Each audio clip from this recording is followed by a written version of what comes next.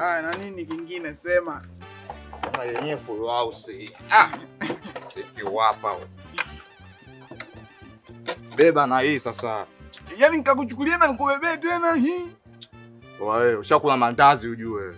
Beba. Shika na hii. Asa usiwizi huu. Ongoza. Ongoza.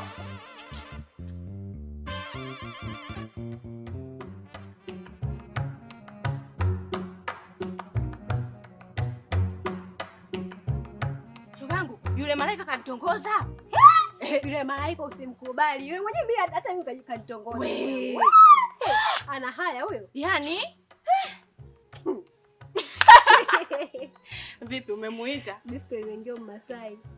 Umemuita? Umemuita yeye? Mimi nimemuita sangapi?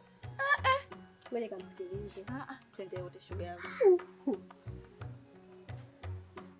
Nimemuita mmoja mmekuja wawili. Mbinguni akiitwa mmoja wanakuja wote, ulikuwa ujui? Okay. Sikia nikwambie Cheusi. Kiukweli mimi hapa nimetokea kukupenda tangu siku ile pale. Unajua naona nipenda yule jamaa tu kama alikuwa anaharibu mambo, anavuruga mambo. Naomba mimi na wewe tuwe wapenzi. Kama kukupa babu ningekupa. Tena toka siku ile. Mimi sina hata baya.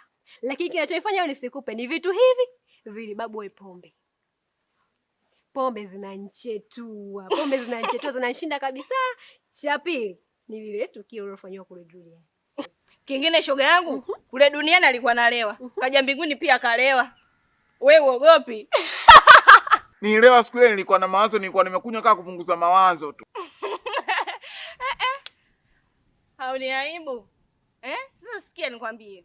Ukiacha hizo pombe zako, huku mbinguni nitakupa wote wawili. Alafu mimi nitakupa style ya pipitida. Wewe ndo pipitida mbinguni. Naonekana.